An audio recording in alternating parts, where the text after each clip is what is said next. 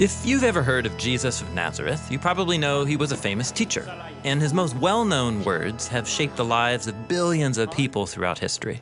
Love your neighbor as yourself. Do to others what you would have them do to you. Now, those sayings come from a collection of Jesus' teaching that's sometimes called the Sermon on the Mount. It's only 3 chapters long, but its ideas and images have endured throughout time. You are the salt of the earth. You can't serve both God and money. Take the plank out of your eye before you take the speck out of another's. In the sermon are some really challenging teachings. If anyone strikes you on the cheek, turn and offer him the other cheek. Love your enemy and bless those who persecute you. And there are also some really puzzling teachings. If your hand causes you to sin, cut it off?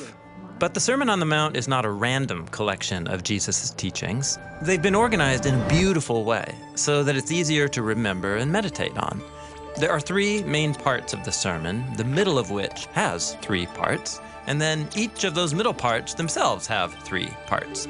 Wow, the sermon has been carefully designed. Yes, and right at the center of the center is the famous prayer that Jesus taught his followers. Our Father in heaven, may your name be treated as holy. May your kingdom come. May your will be done on earth as it is in heaven. Well, what does that mean for God's kingdom to come on earth?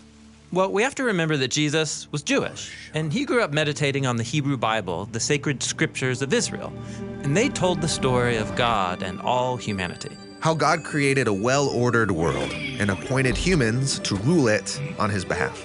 And when humans rule with God's wisdom and love, and when justice and peace prevail, and there's enough for everyone, that is God's kingdom and God's will being done here on earth as it is in heaven.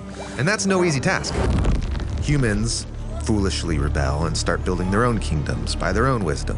And so God chose one family, the Israelites, and he offered them his wisdom. It was called the Torah, which in Hebrew means the teaching. And beginning with Moses on Mount Sinai, God entered into a sacred covenant with them. Why only select one family? Well, the goal was for the Israelites to be transformed by God's wisdom so that they could represent God's kingdom before all the nations. But in Jesus' day, God's kingdom was nowhere to be seen. In fact, Israel was under the thumb of Roman oppressors. So what happened? Why isn't God's kingdom coming? Well, many religious leaders, like the scribes and the Pharisees, they thought it wasn't coming because Israel wasn't being faithful enough to the Torah. Other leaders, called the Sadducees, thought it would be best if Israel found a way to cooperate with Rome, and so they became the power brokers of Jesus' day. Some ran for the hills to become freedom fighters against Rome. They're known as the Zealots. And still others withdrew to the desert, waiting for God to use them to start a new Israel.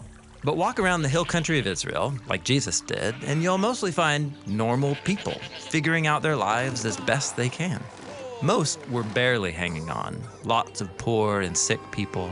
Many had lost their land to the Roman occupiers and were struggling to pay the heavy taxes. They were powerless and hopeless. And so Jesus went to these people, healing the sick and announcing that God's kingdom was arriving. People gathered from all over to hear his teachings, and one day, Jesus went up to a tall hill and said the arrival of God's kingdom was starting here and now with them. You mean with the powerless, the weak, the nobodies? God's kingdom begins here?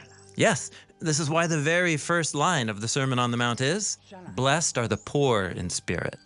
In other words, where can you go and see God's presence and blessing springing to life? Among the rich? Among the powerful?